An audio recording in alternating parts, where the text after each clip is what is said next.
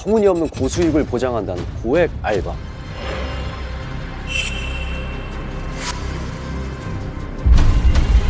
대학생, 주부처럼 이 수사기관의 의심을 받지 않을 사람들을 교묘하게 이용하고 그 수법도 날로 더 치밀해지고 있다고 합니다. 한 사람의 일상을 무너뜨리는 검은 돈을 빚기로 한 범죄.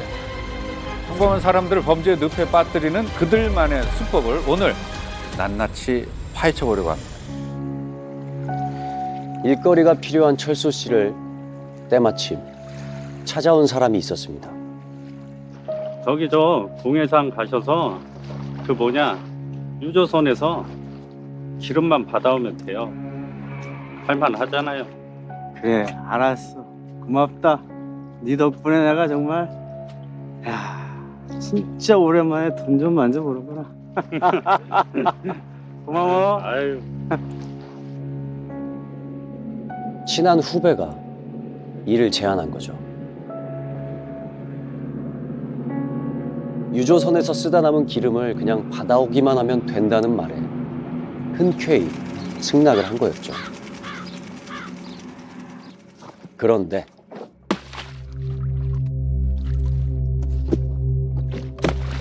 물건을 받는 접선지에서 뭔가 잘못됐다는 걸 느꼈습니다. 갑자기 땅발 비행기가 날라와가지고 1m하고 한 60cm 되는 그런 물체를 한 번에 4-5개씩 바다로 떨어뜨리더라고요. 떨어뜨리니까 정체 모를 상자에 담긴 게 누가 봐도 수상하게 보였다는 거죠.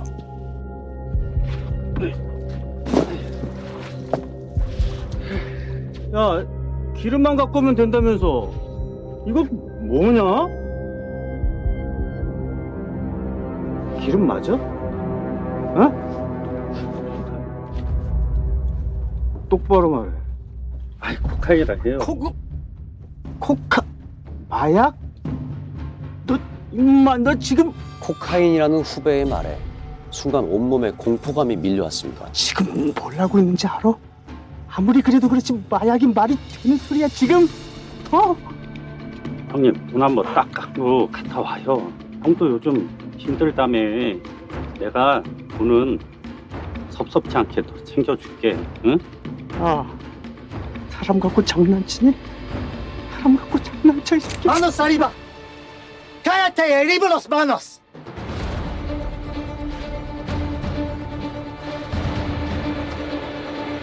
Ahora eres cómplice. Si vuelves así, ¿quieres que mi jefe te dejaré en paz?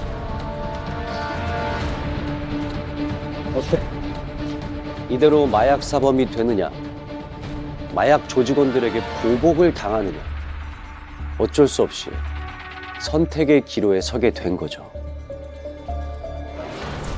이 당시에 김철수 씨는 남미 쪽 국가에서 8년째 살고 있었대요.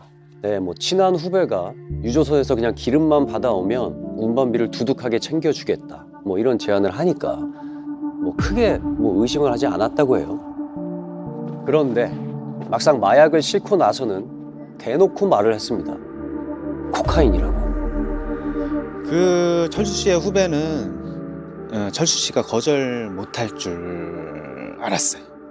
이미 마약을 배에 실어 놨고 마약 조직원들도 철수 씨를 위협하고 있는 상황이었으니까. 그래서 뭐 어쩔 수 없이 철수 씨도 그대로 마약을 운반하기로 합니다. 이게 뭐 그냥 기름 운반비 조금 벌려고 했다가 졸지에 어마어마한 마약 범죄에 가담을 하게 된 거죠. 그리고 원래는 그 이틀이면 이 끝나게 되는 일을 20일이나 걸리는 곳으로 마약을 운반합니다. 예, 바로 아프리카 세네갈. 가다 보니까 이제 정신이 든 거죠. 이대로 그냥 있다가는 정말 마약 운반책이 될 것 같으니까 안 되겠다, 이런 생각이 든 거였습니다. 그래서 철수 씨는 뭐 두렵고 공포스럽지만 용기를 내서 지금 이 마약 신고를 하기로 마음을 먹습니다. 마음은 먹었는데 근데 이게 일이 그렇게 간단한 게 아니었어요. 일단 배에 콜롬비아인인 마약 조직원 한 명이 같이 타고 있었고, 그리고 또 다른 배가 뒤에서 이제 계속 뒤따라오고 있었던 거죠. 감시하기 위해서. 야, 진짜 도망을 못 가게 이렇게 아주 철저하게 설계를 해놨네요. 그리고 일단 신고를 하려면 이 같이 배에 타고 있는 이 마약 조직원부터 제압을 해야 되는데 뭐 그게 그렇게 간단한 일이 아니잖아요. 그런데 예상치 못한 상황이 벌어집니다. 오늘 막 폭풍 불고 바람 불고 날씨가 굉장히 험악해질 때에 같이 타고 있던 조직원이 멀미도 하고 구토도 하고 그러면서 꼼짝도 못 하더라고요. 위성전화기를 뺏어서 바로 신고를 했죠. 한국 대사관에. 베네수엘라 한국 대사관에 신고를 했어요. 일단 대사관에서는 상황을 파악한 뒤에 철수 씨에게 브라질로 오라는 지시를 내렸습니다. 철수 씨는 오랫동안 배를 몬 경험으로 뒤따르는 감시선의 눈을 피해서 요리조리 항로를 조금씩 변경했습니다. 세네갈이 아닌 브라질로 가고 있다는 걸 눈치 못 채게 하기 위해서요. 그렇게 우여곡절 끝에 드디어 무려 27일 만에 브라질 포르탈레자 항구에 도착을 합니다.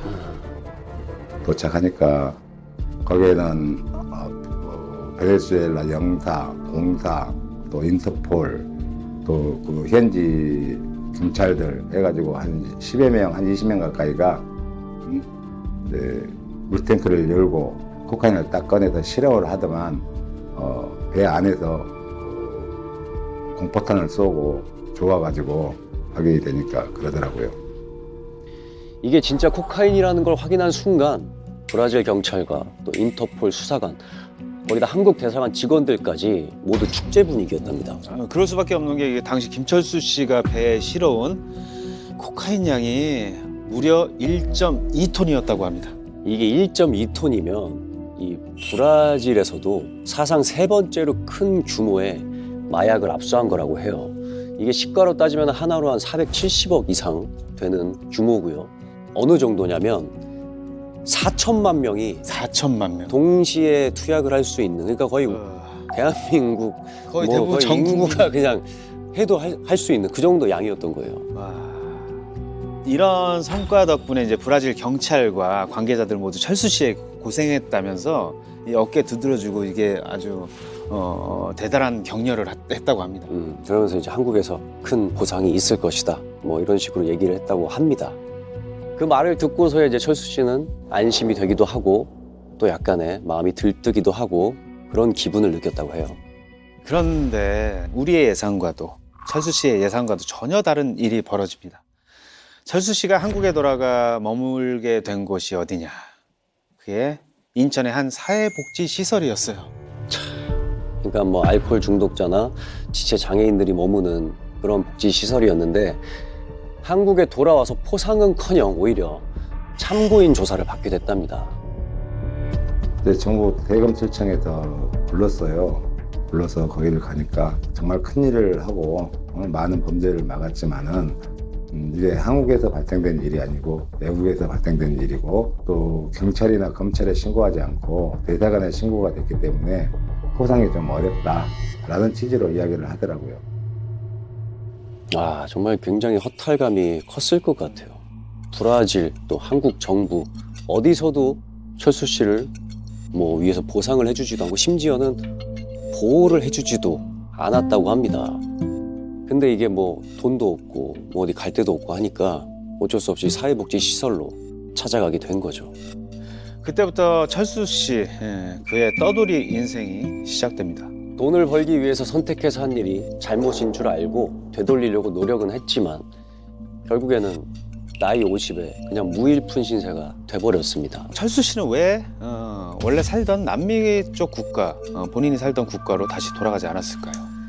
철수 씨가 신고한 세계적인 이 콜롬비아 마약 조직이 칼리 카르텔이라고 아마 뭐 나르코스나 뭐 이런 드라마 많이 보신 분들은 많이 들어보셨을 수도 있어요. 맞습니다. 철수 씨가 터전을 잡았던 이 남미 쪽 국가는 당시 마약 조직이 장악하고 있어서 뭐 치안이고 뭐 여러 부분에서 살벌했다고 합니다. 보복을 당할 수 있기 때문에 돌아갈 수 없었던 거죠. 같은 사람이 마약 사범을 제보했던 일이 있었거든요.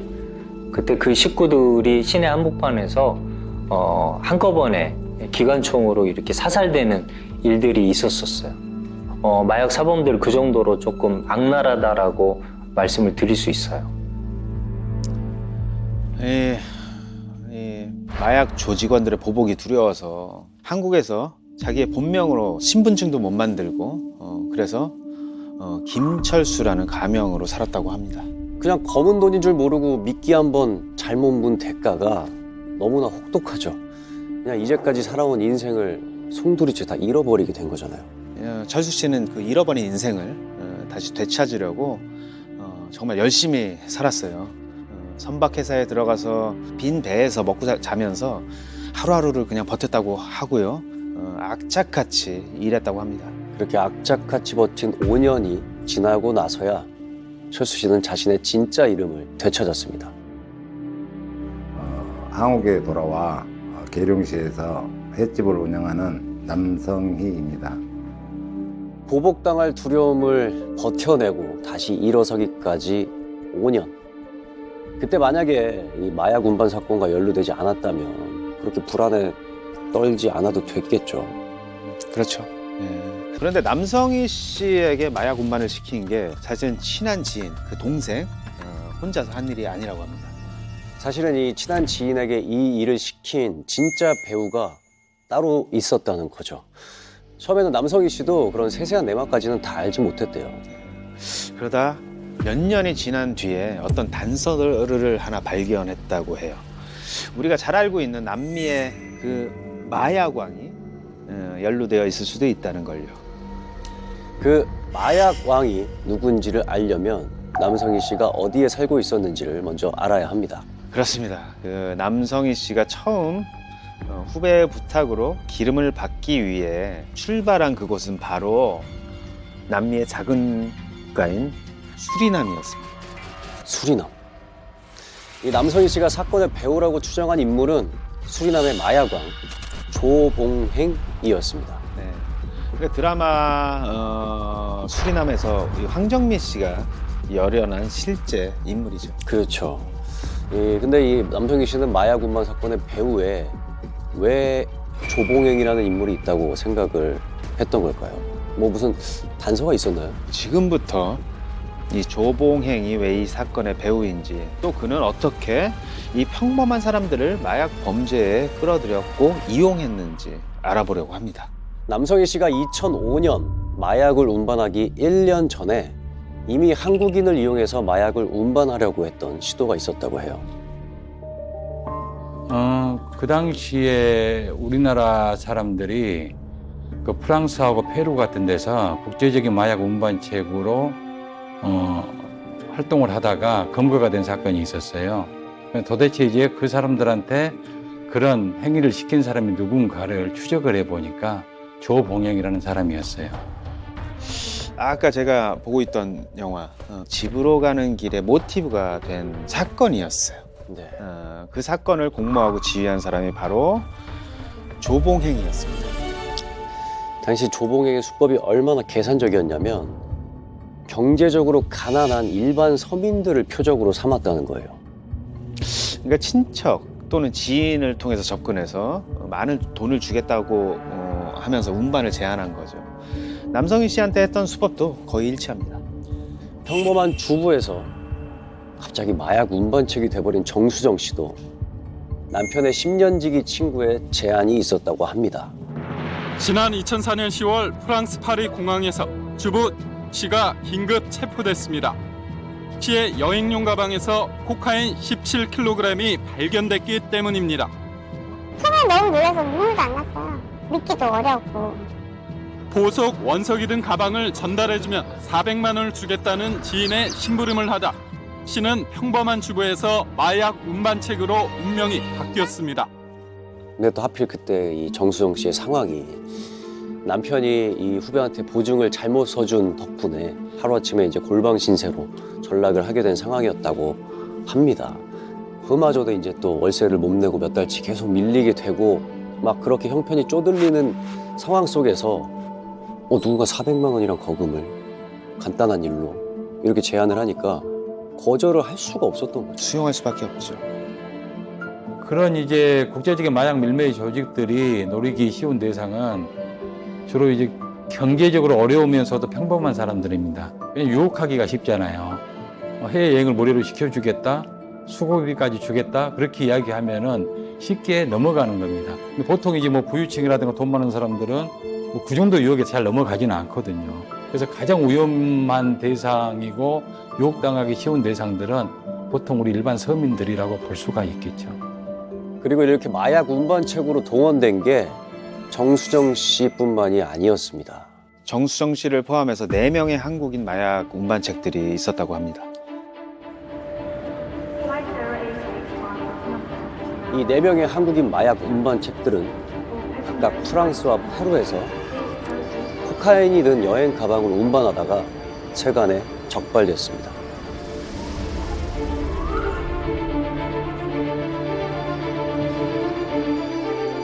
그런데 나중에 이 운반책을 모집한 일당을 잡아서 조사해 보니까 이 운반책들이 소지하고 있던 한국인 여권 사본이 100개나 있었다고 해요.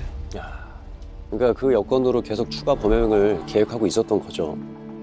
그런데 왜 굳이 해외 운반책으로, 이 마약 운반책으로 한국인을 동원한 걸까? 거기에도 마약범들의 교묘한 수법이 숨어 있었다고 합니다. 예, 우리나라 같은 경우에는 국제적으로도 마약 청정국으로 알려져 있었거든요. 그래서 이제 우리나라 사람들이 어떤 물건을 가지고 공항이라든가 항구에 뭐 입국을 한다고 하더라도 별로 검문 검색을 철저히 하지를 않습니다. 별로 의심을 하지를 않는 거죠. 대한민국 사람이라고 하면은 마약을 운반하리라고는 잘 생각하지 않는 거예요. 이제 그러다 보니까 마약 조직들의 좋은 표적이 되는 겁니다.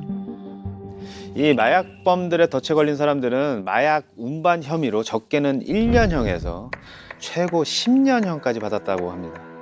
특히 정수정 씨는 형은 1년형을 받았지만 구속 1년 4개월 그리고 보호감찰 8개월까지 해서 총 2년을 프랑스에 갇혀 있었다고 합니다. 그러니까 이게 뭐 진짜 너무 억울하고 힘든 것도 있지만 자책도 굉장히 많이 했다고 합니다. 뭐 애초에 이렇게 돈을 받고 남의 가방을 운반하는 것 자체가 그렇게 떳떳한 일은 아니었으니까요. 그런데 조봉행은 왜 본인들의 어떤 뭐 조직들도 있을 테고 한데 왜 이런 평범한 사람들을 이용해서 이런 일까지 벌인 걸까요? 이런 평범한 사람들일수록 마약을 지녔다는 의심을 안 받게 되겠죠. 마약 밀매를 하기가 더 수월한 거죠.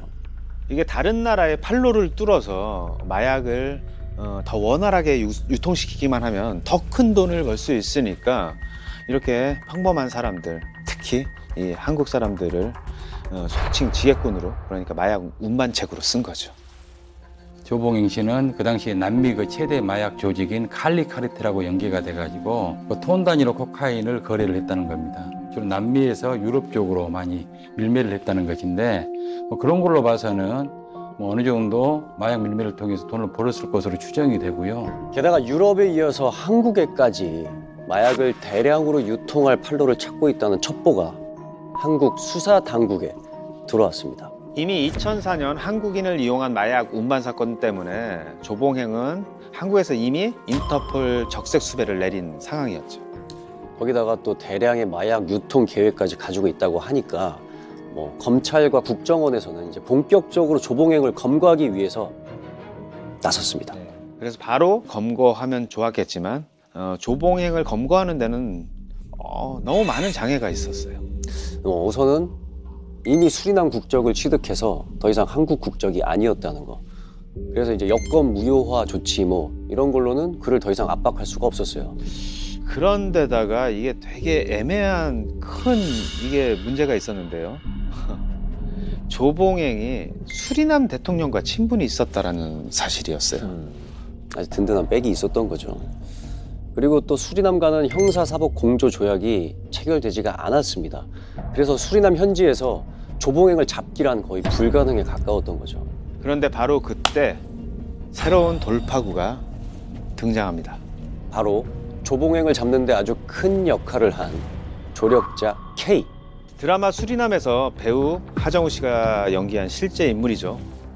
우리는 그를 지금부터 김신우 씨라고 부르겠습니다.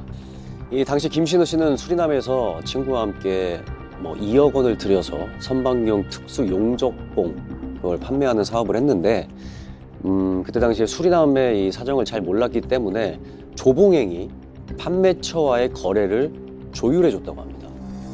그 조봉행 씨가 대금을 주질 않아서 왜 대금을 안 주냐라고 자꾸 항의를 했더니 수금이 안 돼서 뭐 못 주고 있다 뭐 이런 식으로 계속 변명을 하고 피하고 그래서 본인이 직접 이제 거래처들을 찾아가 봤다고 합니다. 그랬더니 조봉행 씨가 돈을 받아서 본인이 중간에서 가로챈 거죠.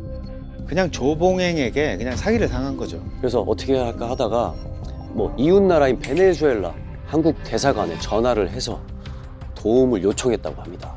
바로 그때가 한국 수사당국이 조봉행을 잡고 싶어서 혈안이 되어 있던 시기였어요. 때마침 김신우 씨의 SOS가 수사 당국에는 새로운 전환점이 된 거였습니다.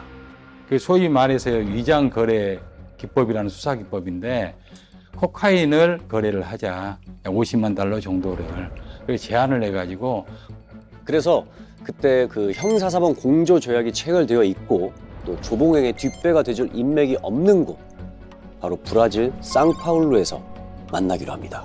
2009년 7월 23일 상파울루 공항에는 미국 마약 단속국 직원과 국정원 요원 그리고 브라질 경찰까지 모두 잠복하고 있었습니다. 그런데 그 순간에 조봉행은 안 나왔대요. 그리고 뭐 비행기 탑승객 명단에도 조봉행이 없었다는 거예요. 이게 어떻게 된 일이지? 이러면서 이제 브라질 경찰은 먼저 그럼 철수하겠다 막 이렇게 나왔다고 해요. 김신우 씨 입장에서는 2년을 공을 들이고 참여한 작전인데 이대로 물러설 수가 없었대요. 그래서 한 가지 기지를 발휘했다고 합니다. 브라질 경찰은 이대로 철수해버리면 모든 게 수포로 돌아가니까 너무 안까우니까 조금이라도 시간을 더 끌기 위해서 본인이 조봉행하고 통화도 안 했는데 통화한 것처럼 속인 거죠. 이 김신우 씨의 말을 믿고 수사 관계자들이 더 기다리기로 했답니다. 근데 진짜 왜 늦었는지는 모르겠는데 정말 다행히도 이 조봉행 일행이 입국장에 나타났습니다. 그 순간 바로 체포를 한 거죠. 정말 이런 여러 가지 우여곡절 끝에 드디어 마약왕을 잡게 된 거죠. 그런데 이때 브라질 경찰에서 압수한 마약의 양이 48.5kg이었다고 해요. 1.2톤 아니고. 원래 1.2톤이나 됐다던 그 많은 마약은 누가 어디로 빼돌렸는지는 추적할 수가 없었다고 합니다. 2009년 검거된 조봉행은 2011년에 한국으로 송환돼서 징역 10년에 벌금 1억 원을 선고받습니다. 이게 거물급 마약왕 치고는 형량이 너무 적은 거 아닌가 이런 생각이 들죠. 너무 적죠. 이게 진짜 참 문제가 있는 것 같은데 근데 사실 그때 당시 우리나라 검찰에서는 우리나라와 관련되어서 피해를 준 범죄에 한해서 기소를 할 수밖에 없었대요. 뭐 안타까운 현실이었지만 이 한국인 4명을 이용해서 마약을 운반하려고 했던 그 혐의로만 처벌을 받은 거였다고 합니다. 밝혀진 것은 사실 등산의 일각이죠. 본인의 진술에 의하더라도 남미 최대 마약 조직인 칼리 카르텔과 연결해가지고 선박을 이용해서 톤 단위로 코카인을 거래했다고 진술했을 정도니까요. 그래서 실질적으로 우리나라 법에 의해서 기소가 돼서 처벌을 받은 것은 극히 일부라고 보여지고요. 선고를 받고 감옥에 갇혀 있는 조봉행은 현재 어떻게 지내고 있을까요? 뭐 한간에는 여러 가지 소문이 많았죠. 뭐 형기를 끝내고 뭐 수리아람으로 돌아가서 다시 마약왕이 됐다 뭐 이런 여러 가지 소문들이 많았는데 실제로는 형을 다 끝내기 전에 사망했다고 합니다. 2016년 그 조봉행의 건강이 악화돼서 형 집행정지를 받았고 병원에서 심부전 그리고 고혈압으로 인해서 세상을 떠났다는 거예요. 참 이 수리남에서 거물급 마약왕의 자리까지 올랐던 사람의 최후가 참 허탈하고도 씁쓸하네요. 조봉행의 범죄가 이렇게 수면 위로 올라온 거는 한국인을 이용해서 해외에서 마약 운반을 시킨 사건 때문이었는데요. 이제 조봉행은 검거되고 또 거기다 사망까지 했으니까 악의 고리는 다 끊긴 걸까요? 나쁜 짓은 복제가 참 빨라요. 그 후로 제2, 제3의 조봉행은 계속 등장하고 더 진화하고 있답니다. 우리 일상 속에 더 깊숙이 스며든 검은 돈의 함정은 지금도 계속되고 있는 거죠. 서울 강남 대치동 학원가 골목길. 중년 여성 2명이 짐을 한가득 챙겨 대로변 쪽으로 나갑니다. 그리고 지나가는 학생에게 무언가를 보여주며 말을 겁니다. 한번 세상에 나온 범죄는 사라지지 않고 다른 사람의 일상에 달라붙어서 또 다른 파괴를 일삼습니다. 실제로 자고 일어났더니 평범한 대학생에서 세상을 떠들썩하게 만든 마약 사범이 된 사건이 발생했습니다. 인터넷에서 최저 시급의 4배를 주겠다는 구인글을 보고 4시간에 15만 원을 받는 조건으로 알바를 했는데요. 그 일이 무료 시음 행사에서 음료수를 돌리는 일이었습니다. 서울 강남 학원가에서 고등학생들에게 집중력이 좋아진다며 음료를 나눠주는 바로 이 장면. 그런데 이 음료 알고 보니 마약 성분이 들어있었습니다. 마약 음료 박스를 들고 2인 1조로 돌아다니면서 학생들에게 이게 기억력이 좋다, 이게 집중력을 강화시킨다, 이런 음료라면서 시음을 권했다고 합니다. 음료수 병에는 유명 제약사 이름까지 떡하니 붙여 있었고요. 조금 조잡해 보이긴 하지만 이 음료에 마약이 들어있을 거라고는 누구도 상상을 못한 거죠. 그렇죠. 대낮에 학원가에서 학생들에게 마약을 버젓이 나눠준 거라서 이거 진짜 충격적입니다. 범행 장소일 때는 일부 제약사들이 그 전에도 기억력 개선 영양제와 신약 홍보를 위한 시음 행사를 자주 진행하는 곳이었대요.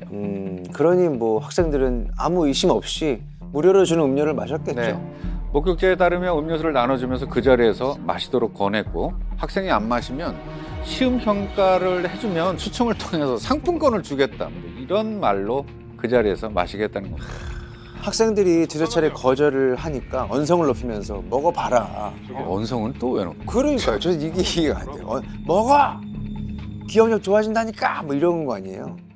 짜증을 냈다는 목격담도 들려왔습니다.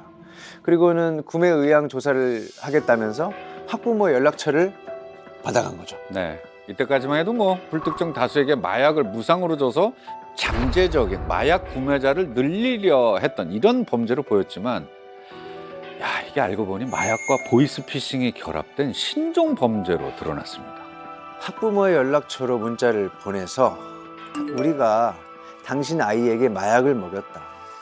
우리에게 협조하지 않으면 자녀가 마약을 복용한 걸 신고하겠다. 이런 협박을 한 거예요. 네, 어떤 피해자에게는 전화로 네 아이가 학원으로 들어가면서 마약을 투약했다. 500만 원을 들고 어디로 나와라. 심지어는 1억 원까지 요구를 했다고 합니다. 마약 투약을 신고하면 경찰 조사를 받아야 하고 입시에 불리하게 작용할 수 있다는, 입시에 민감한 이 학생과 학부모의 심리를 이용한 범죄로 보입니다. 네, 그런데 범죄 조직의 수법이 통하지는 않았죠. 지난 4월 마약 음료를 마신 피해자는 총 8명, 학부모 1명과 학생 7명이었고요. 협박을 받은 피해자들은 곧바로 경찰에 신고를 했습니다. 경찰이 피해자를 상대로 마약류 간이 시약 검사를 진행했는데 실제로 필로폰과 엑스타시의 양성 반응이 나왔다고 합니다. 이들 일당이 또 다른 곳에서 마약 음료를 나눠줄 수 있다는 우려가 커지면서 학원가와 학교에서는 비상이 걸렸고, 경찰에서 마약 음료 운반책 4명을 추적한다는 사실이 대대적으로 뉴스에 보도가 됐습니다. 다행히 범인들은 금방 잡혔습니다. 경찰이 인근 폐쇄회로 CCTV와 피해자 진술을 토대로 용의자를 추적한 끝에 40대 여성 1명을 검거했고요. 이후 일당 2명이 자수를 하면서 이 일에 가담했던 마지막 1명까지 모두 경찰 조사를 받았습니다. 조사를 해보니 모두 마약이 든 음료인 줄은 몰랐다고 진술을 합니다. 네, 그저 고액의 아르바이트인 줄 알았다고 얘기를 한 거죠. 정말로 마약 음료인 줄 모르고 한 건지 경찰에서 확인을 했는데, 20대 여성 1명은 그 전부터 이 조직에서 보이스피싱 수거책으로 일을 해왔다는 겁니다. 하지만 그 외의 3명은 구인구직 사이트에서 구인글을 보고 단순히 시음행사 아르바이트인 줄 알고 한 걸로 이렇게 확인이 됐습니다. 고액 알바라는 것에 혹해서 너무나 쉽게 마약 조직의 운반책을 하게 된 거죠. 마약 음료 운반책들은 그 조직 말단에서 움직이기 때문에 가장 먼저 꼬리가 밟힌 겁니다. 서울 대치동 학원가에서 벌어진 마약 음료 사건과 관련해 제조책 등 일당 3명이 재판에 넘겨졌습니다. 검찰은 미성년자에게 영리를 목적으로 마약을 투약하면 최대 사형을 구형할 수 있는 법률 조항을 적용했습니다. 검찰은 공범 검거와 국내 송환을 신속히 추진하는 한편 범죄 수익을 끝까지 추적해 환수하겠다고 밝혔습니다. 네, 고액 알바라는 매력적인 이름을 달고 사람들을 현혹시키는 검은 돈의 함정은 생각보다 더 많이 우리 일상에 퍼져 있습니다. 2004년엔 프랑스로 향한 정수정 씨가 있었다면 2015년부터 약 4년간은 캄보디아로 향한 사람들이 있습니다. 아주 많이 닮아있는 모습으로 사람들의 빈틈을 찾아 들어왔다고 합니다. 혼자서 아이 셋을 키워 하루하루가 빠듯한 선미 씨에겐 해외여행은 그저 꿈일 뿐이었습니다.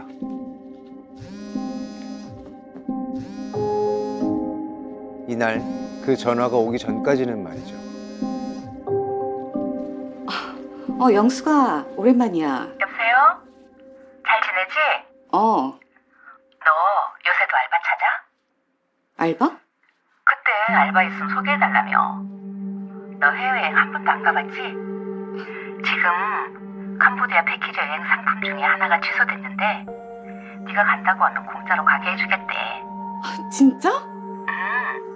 대신에 거기에서 간단한 알바를 좀 해줘야 하나 봐.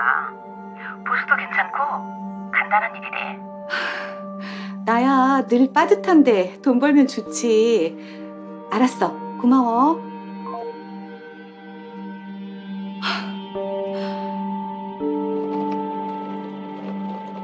태어나서 처음 가는 해외여행인데다가 돈까지 벌 수 있다니 너무 설렜다고 해요.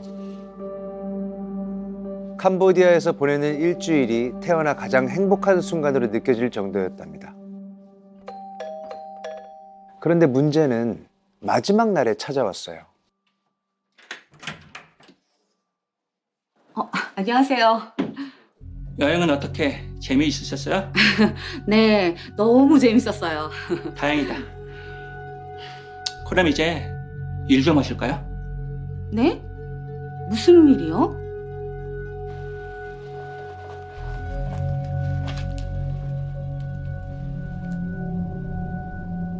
이걸 한국에 입고 가실 때 속옷 사이에 함께 섞어서 가지고 가시면 돼요. 이게 뭔데요? 이게 공업용 다이아몬드인데 세간에 신고해서 들어가면 그 절차가 너무 복잡해져요. 제 말이 무슨 말인지 아시겠죠?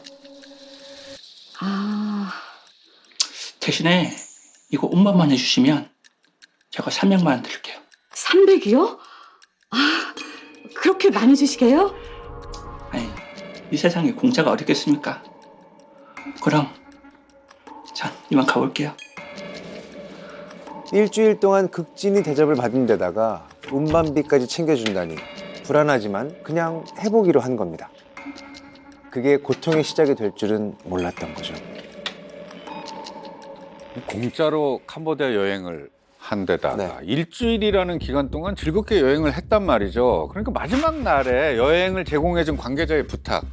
야, 요거 거절하기가 힘들단 말이죠. 요걸 노린 거죠. 요게 심리전이죠. 내가 공짜로 여행을 이렇게까지 해도 되나? 이런 대접을 내가 받아도 되나? 해놓고 보답을 해주고 싶도록 만든 거죠. 이렇게 거절할 수 없는 분위기를 만들고 안심까지 시켰다고 합니다. 걸리면 그냥 뭐 세금만 물면 된다. 당신 전과도 없으니까 걸려도 뭐 크게 문제될 게 없다. 이런 식으로. 그래서 결국 선미 씨는요, 귀국하는 날 이 수상한 물건을 속옷에 숨기고 비행기에 올랐습니다. 네, 필로폰 각각 100g을 양쪽에 나눠서 총 200g을 몸에 지니고 들어온 겁니다. 공항에 들어서는데 얼마나 긴장되고 떨렸을까요? 아무리 뭐 괜찮을 거야 라고 했지만. 근데 이때는 잡히지 않았습니다. 선미 씨도 뭐 내심 걱정을 했지만 아무 일도 없이 지나가고 뭐 알바비도 많이 벌었으니까 행운이라고 생각했을지 몰라요. 하지만 그 행운은 오래가진 않았습니다. 단순 마약 투약자가 검거가 되면서 소매 측부터 유통책까지 줄줄이 엮여서 나오니까 결국에는 뭐 해외 마약 운반책으로 활용된 선미 씨까지 잡히게 된 거죠. 네. 죄를 지으면 언젠가는 벌을 받게 돼 있습니다. 잡고 보니 선미 씨 같은 주부가 30대에서 60대까지 정말 다양했고 미취업 여성들까지 해서 총 12명이 운반책으로 잡혔다고 합니다. 네, 이 사건의 경우에는 정말로 공업용 다이아몬드라는 것에 속았고 마약인지 모르고 했다는 게 정상 참작이 됐다고 해요. 그래서 단순 가담자로 처벌은 면했지만 기나긴 수사와 재판 과정을 거쳐야 한다는 게 고통스러웠겠죠, 일반인인데요. 네. 하지만 마약인 줄 몰랐다고 해서 무조건 죄를 면하는 건 아닙니다. 그렇습니다. 실제로 마약 운반을 한 평범한 주부와 대학생이 줄줄이 실형을 받은 사건이 있었어요. 네, 캄보디아에서 입국한 한 여성이 양손 가득 짐을 들고 나왔는데요. 공항 밖에서 잠시 두리번대더니 의자에 앉은 남성에게 무언가를 재빠르게 건네고 사라졌어요. 경찰이 남성을 붙잡고 보니 가방에서 나온 건 필로폰이었다고 합니다. 은신처에선 최대 2,400명이 동시 투약할 수 있는 필로폰도 발견됐습니다. 이게 얼만큼 남아있는 거야? 절반? 이 사건의 수법도 똑같습니다. 고수익 보장의 공짜 해외여행으로 사람들을 낚았어요. 다만 미묘하게 문구가 차이가 나는데 해외에서 구경하면서 돈 버실 여자분을 구한다라고 했답니다. 그러니까 일당은 마약 운반차를 고르는데 좀 더 까다로운 기준을 둔 거네요.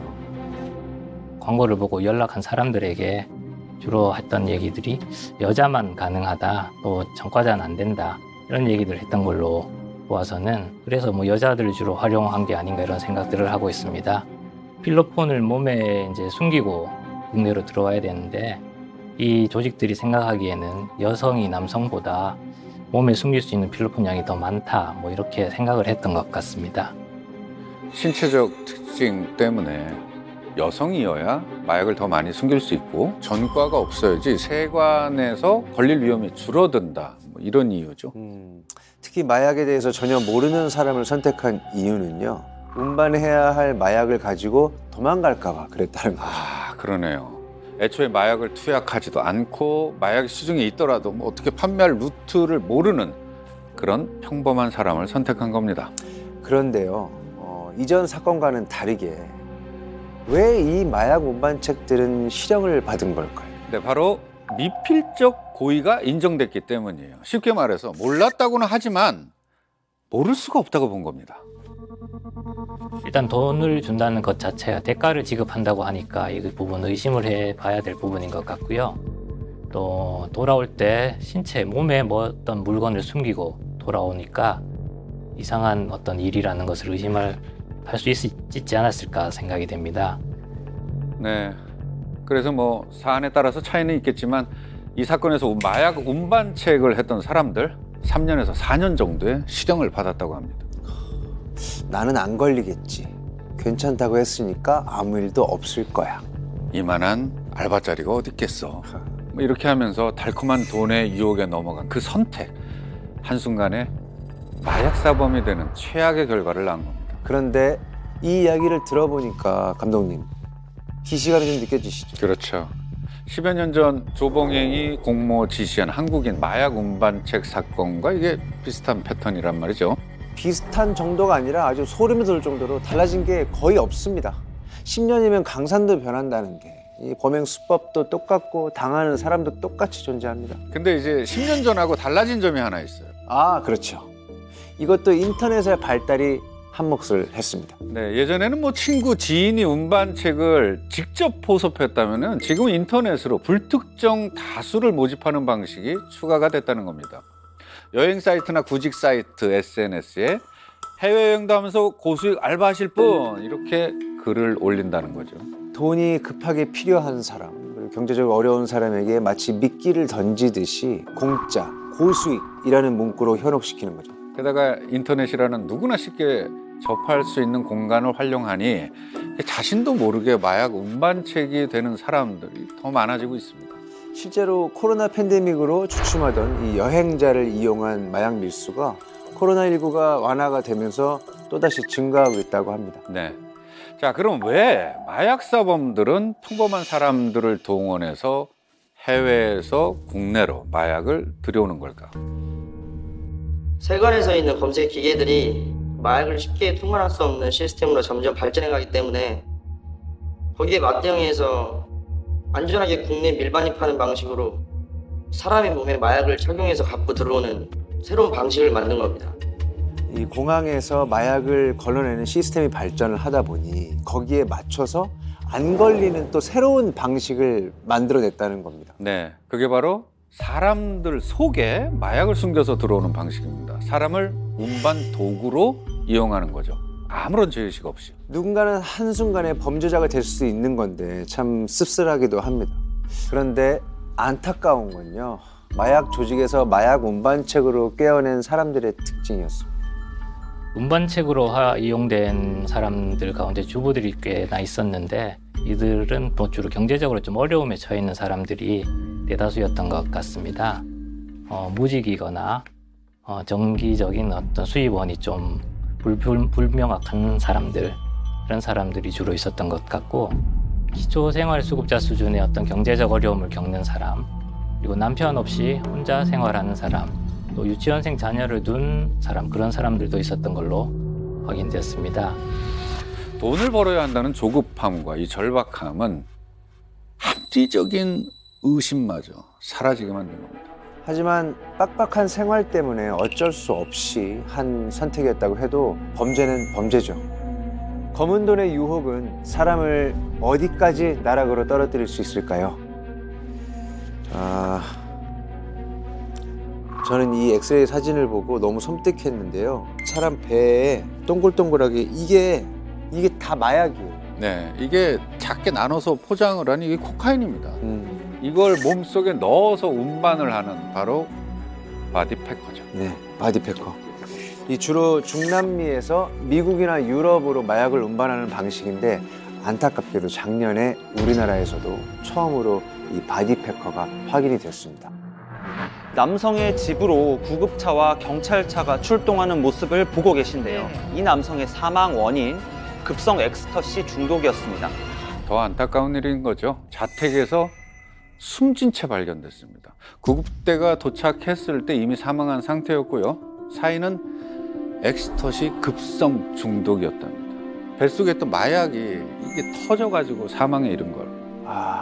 해외에서만 일어나는 일인 줄 알았는데 우리나라에서 이 바디패커가 있다고 하니까 충격적인. 이 숨진 바디패커는 마약 중독자도 아니에요. 이게 모발에서 마약 성분이 검출되지 않았다고 합니다. 그저 평범한 50대 남성이었는데 돈을 벌기 위해서 이 바디패커를 했다가 사망한 걸로 추정하고 있습니다. 네, 돈을 벌기 위해 이제 목숨까지 건 겁니다. 그런데 바디패커는 마약 운반책으로서 적극적인 가담자라고 볼 수 있잖아요. 그렇죠. 근데 직접 포장된 마약을 삼켰단 말이죠. 네, 자신의 잘못된 선택으로 목숨까지 잃은 건데, 그런데요, 자신도 모르게 1년 동안 잘 설계된 함정에 빠져서 사형 위기에 처한 경우도 있습니다. 네, 2014년 12월 광저우발 호주행 비행기에서 갑자기 안내방송이 나옵니다. 홍콩과 중국의 한인 야구동호회 연합팀 14명더러 비행기에서 내리라는 거죠. 일단 영문도 모르고 이들은 비행기에서 내립니다. 가방 검사를 당하는데 전혀 예상하지 못한 일이 발생합니다. 호주 야구팀에게 주려고 준비한 선물에서 마약이 나온 거예요. 안마기와 술병, 셋탑박스 안에서. 이런 방식으로 한국 교민들 14명의 가방에 무려 필로폰 36kg이 나눠 담겨 있습니다. 엄청난 건데요, 그 양이 그러면. 14명 모두 그 자리에서 바로 긴급 체포가 됩니다. 이 사건의 전말을 들으면 진짜 소름 돋습니다. 네, 너무너무 치밀해요. 안 당할 수 없습니다, 제가 볼 때. 무려 1년이나 공을 들였다고 합니다. 그 설계자는 바로 호주의 독지가 행세를 한 최 씨였다고 합니다. 한인 야구 동호회에게 항공료와 숙박비를 모두 무료로 지원해준다고 하면서 호주 원정 경기를 주선한 건데요. 이 팀이 호주에 가기 전에 무려 3차례나 예행 연습도 했다고 합니다. 네, 먼저 한인 야구 동호회 임원 2명을 돈으로 포섭한 뒤에 이 사람들이 야구 동호회 사람들과 호주 원정 경기를 자연스럽게 추진했다고 합니다. 그리고 먼저 광동성 연합팀이 1차 친선 경기를 하기 위해서 호주에 다녀왔고 2차, 3차 친선 경기는 호주 팀이 또 왔다고 해요. 네, 이때도 호주로 갈 때 현지에서 선물을 소량 구입해서 갔는데 이 안에 마약을 넣어간 게 아닐까 추정하고 있습니다.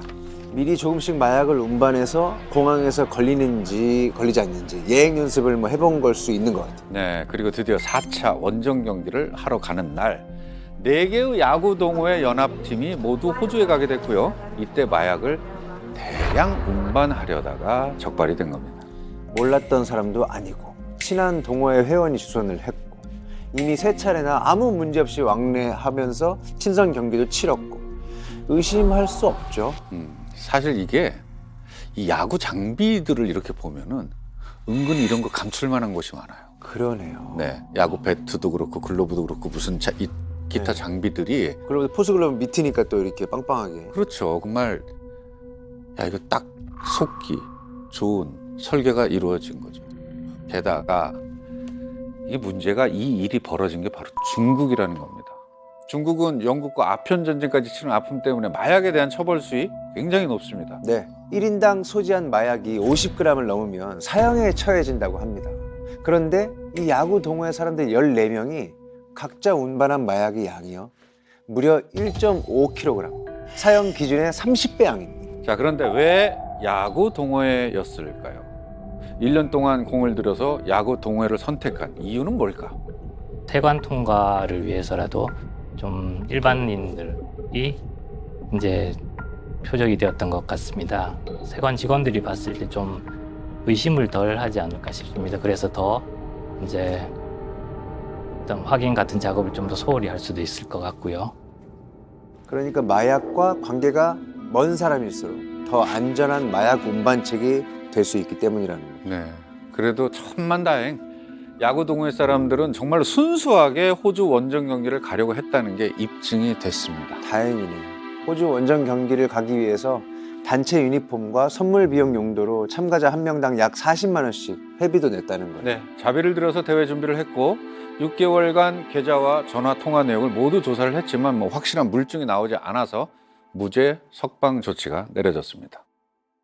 한 번이라도 성공하게 되면은 많은 이익을 취할 수 있기 때문에 이런 운반책을 이용한 이런 고전적인 방법으로 그냥 끊임없이 마약류 밀반입을 시도하고 있는 것으로 저는 생각하고 있습니다. 100번 실패도 한 번의 성공이 가져다주는 이익이 더 크다는 거죠. 세월이 지나도 이 고전적인 방법이 계속되는 이유겠죠. 돈의 유혹에 사람들이 손쉽게 걸려드는 한 마약 운반책은 끊임없이 공급될 겁니다. 그러다 나도 모르는 사이에 교묘한 수법에 속아서 한순간 범죄자가 될 수 있는 겁니다. 다양한 수법들로 끊임없이 양산되고 있습니다. 그 함정에 빠지지 않기 위해서 그들의 수법은 어떻게 다양해졌는지, 또 그들의 최후의 모습은 어떤 모습일지 알아봐야겠습니다. 네. 은퇴하고서 용돈벌이로 시작한 인턴 업무가 썩 마음에 들었다고 해요. 수도권에 있는 빌라의 주변 환경을 분석하고 리포트를 제출하는 일이었죠. 그런데 2주 정도 일을 한 뒤에 인정을 받은 건지 정직원을 제안했대요. 새로운 업무는 고객에게 자금을 받아 회사 계좌로 입금하는 일이었습니다.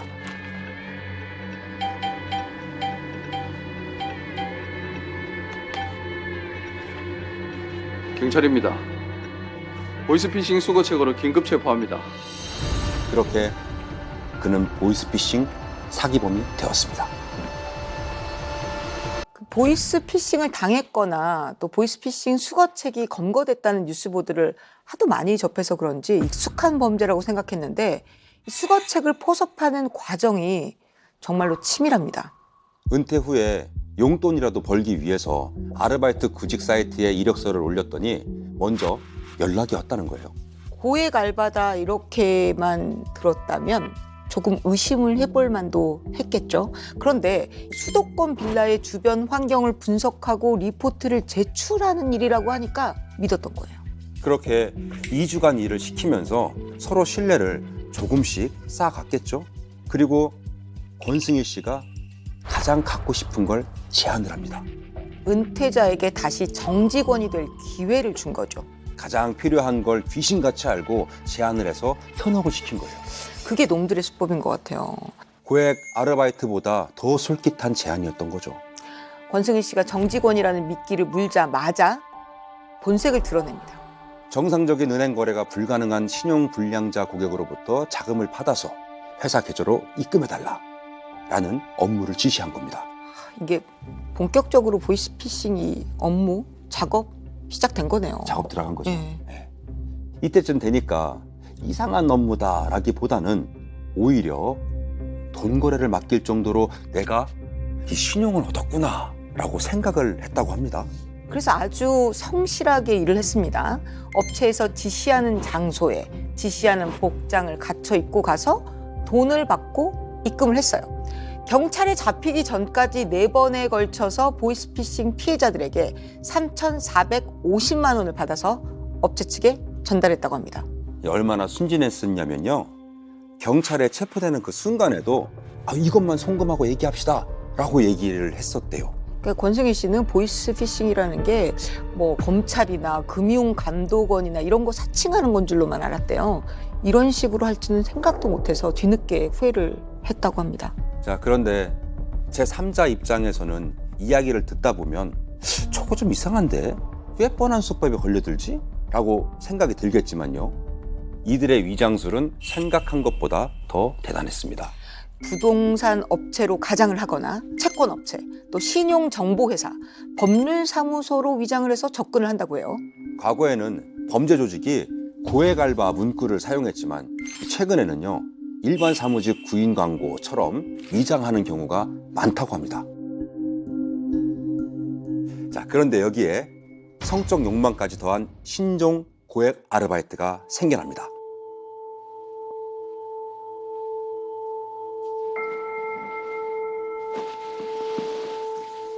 누나, 준비됐어요? 무슨 누나래. 오늘 기대해도 돼? 제가 화끈하게 모실게요.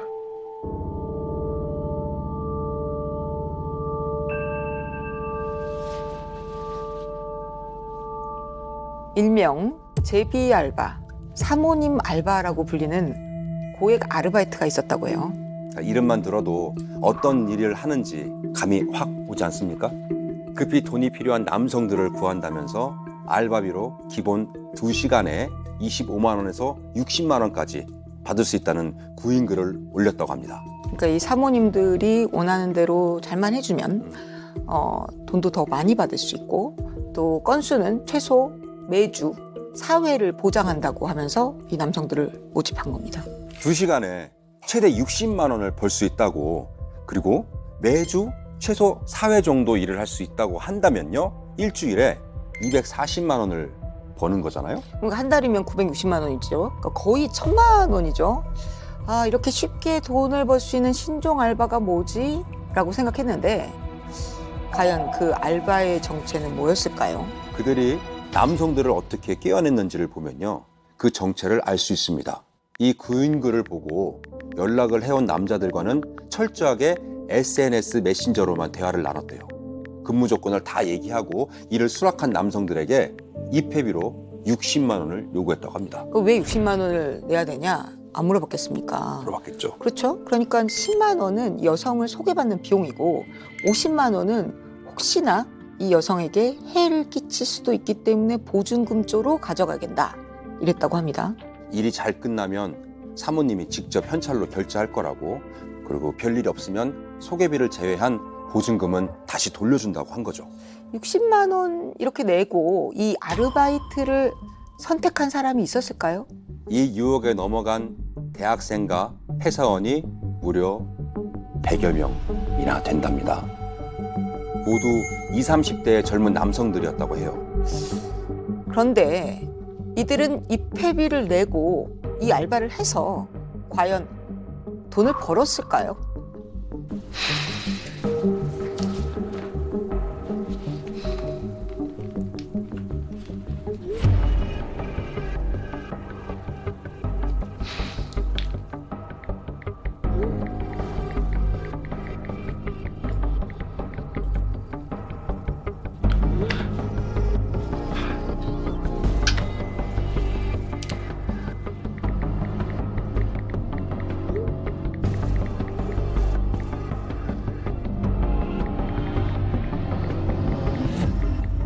이들은 입회비를 낸 뒤로 사모님을 한 번도 만난 적이 없다고 합니다. 뭔가 이상한 낌새를 좀 챘겠죠. 이쯤 되면요. 그래서 입회비를 좀 환불해달라라고 얘기를 했어요. 그랬더니 흔쾌히 환불을 또 해주겠다고 하는 겁니다. 여기에도 꼼수가 숨어 있었죠. 환불해줄 수는 있는데 법인이라 환불을 하려면 100만 원 단위로 맞춰야 된다는 거예요. 그러니까 추가 입금을 해서 100만 원을 맞춰주면 그때 100만 원을 환불해주겠다라고 한 거죠. 너무 말도 안 되는 것 같아요. 법인은 그러면 다 100만 원 단위로만 돈을 받는 거예요? 말이 안 되는 거잖아요, 사실. 근데 이제 이 추가로 입금을 해도 전산에 오류가 났다, 또 확인이 안 된다, 한 번 더 보내야 된다, 이런 식으로 돈을 계속적으로 더 뜯어냈다고 합니다. 비대면으로 접근해서 SNS 메신저 대화만으로 돈을 뜯어내는 수법. 이들의 정체는 고액 매춘 알바를 가장한 신종 보이스피싱 사기범들이었습니다. 마약과 결합한 보이스피싱 사기에 매춘과 결합한 보이스피싱 사기까지. 정말로 범죄자들은 기가 막히게 새로운 수법을 만들어내는 것 같습니다. 심지어 이 사람들의 심리까지 잘 이용한다는 게 특징입니다. 성적 판타지를 실현하고 용돈까지 벌 수 있다는 그 고액 알바에 미끼를 던지니까 너무 쉽게 문 거잖아요. 게다가 이런 알바를 했다가 내가 당했다라고 하면 부끄러워서 제대로 신고조차 못한다고 합니다. 이런 점까지 보이스피싱 조직은 미리 내다보고 범죄를 설계한 거죠. 이 모든 범죄를 중년 여성이 설계했다고 처음엔 그랬대요. 근데 알고 보니까 23세의 중국 국적의 남성이었었습니다. 그러니까 성별까지 바꾸면서 아주 제대로 낚은 거죠. 한번 범행에 성공하면 더 위험한 범죄로 뛰어들 수 있거든요. 바로 이들처럼 말이죠. 차선을 바꾸는 차량 옆으로 갑자기 끼어들거나 중앙선을 침범한 차량의 사이드 미러를 들이받습니다. 단순 교통사고 같지만 모두 보험금을 노린 자작극이었습니다. 그러면 이 보험 사기 속에 또 어떤 고액 아르바이트가 숨어 있었을까요? 바로 마네킹 알바라고 하는데요. 마네킹 알바라고 하니까 무슨 쇼핑몰이나 이런 데서 왜 피팅 모델 같은 느낌 들잖아요. 네. 근데 사실을 알고 보면 굉장히 섬뜩합니다. 맞습니다. 이 마네킹은 차에 동승해서 이 다치는 역할을 하는 사람들을 뜻하는 그들만의 은어라고 합니다. 그러니까 차 사고가 났을 때 운전자뿐만 아니라 같이 탄 사람들에게까지 보험금이 지급된다는 것을 노린 거죠. 그래서 자동차에 사람을 가득 채워 앉힙니다. 그리고 나서 사고를 내왔던 거예요. 처음엔 친구들끼리 자동차 보험 사기를 쳤는데 같은 사람끼리 같은 수법을 계속 쓰니까 이 들통날까 봐 이 마네킹 알바를 고용하게 됐다고 합니다. SNS에 쉽게 공돈 벌고 싶은 사람이라는 구인글을 올리니까 사람들이 많이 오게 된 거예요. 그럼 차에 앉아만 있어도 10만 원, 20만 원 주겠다고 껴내는 거죠. 나중에는 경찰서 조사가 들어오면 같이 놀러 갔다고 하고 또 자고 있어서 아무것도 모른다고 그렇게 말하라고 하면서 일종의 사전 교육까지 시켰다고 합니다.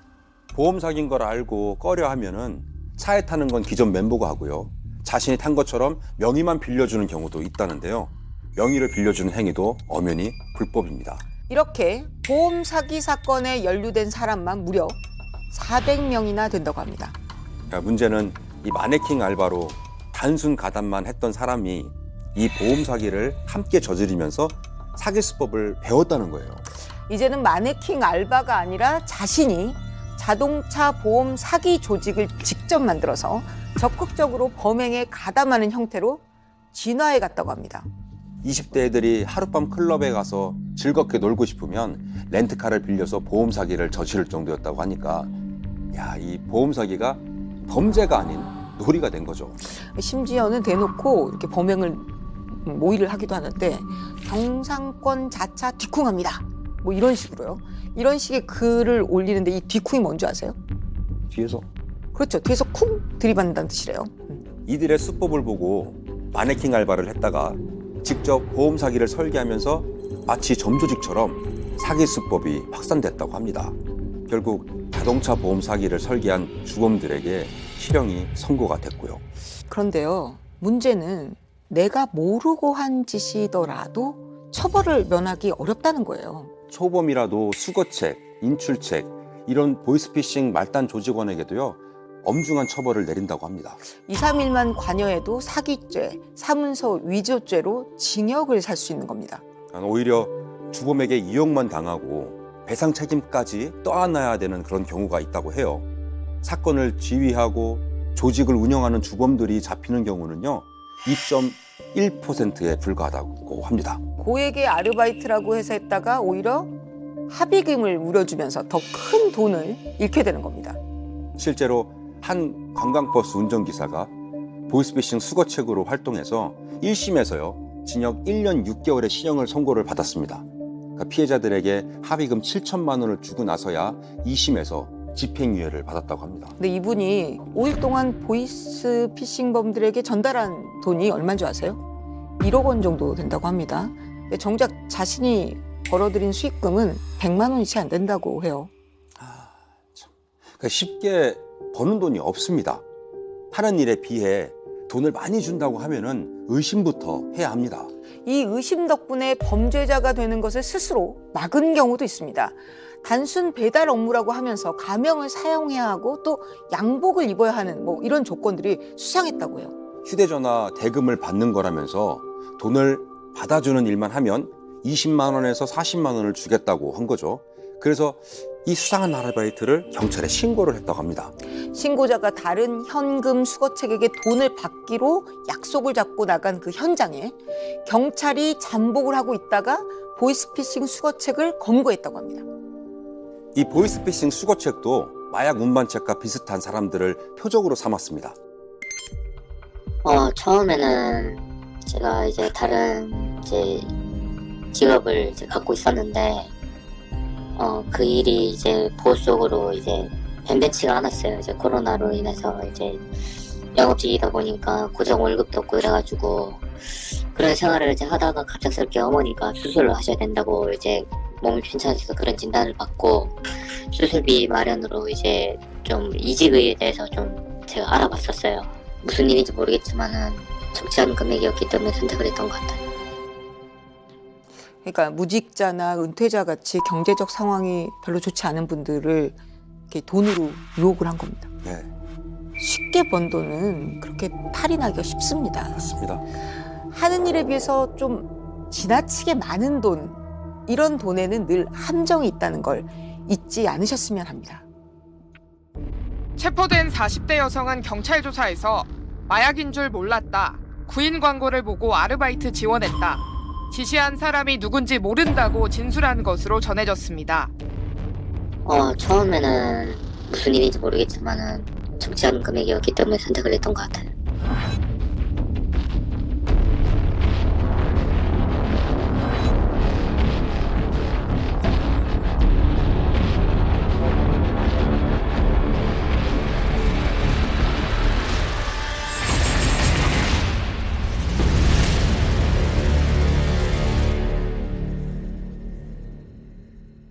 이 고액 알바라는 미끼를 사용해서 점점 더 진화하는 이 사기법에 걸리지 않으면 어떻게 해야 될까요? 사실은 정당한 노동과 정당한 대가를 받는다라는 그런 기본 관념만 있으면 될 것 같아요. 불법이 아니라 편법이라면서 누군가 검은 손을 내빈다면 이제는 절대 흔들리시면 안 될 것 같습니다. 더 이상 몰랐다는 게 정상 참작되지 않고 아무리 몰랐다고 해도 은연중에 불법인 걸 알았을 거라는 미필적 고의가 인정돼서 실형이 선고되는 사례가 늘고 있습니다. 만약 나도 모르는 사이에 범죄에 가담하게 됐다는 걸 알았다면 바로 그 순간이 그 악의 고리를 끊어낼 유일한 순간입니다. 바로 신고하세요. 터무니없는 고수익을 보장한다는 고액 알바. 그 검은 돈의 함정에 빠지면 범죄자라는 꼬리표가 달릴 수 있다는 거 조심, 또 조심했으면 좋겠습니다. 블랙 시즌2 영웅 파괴자들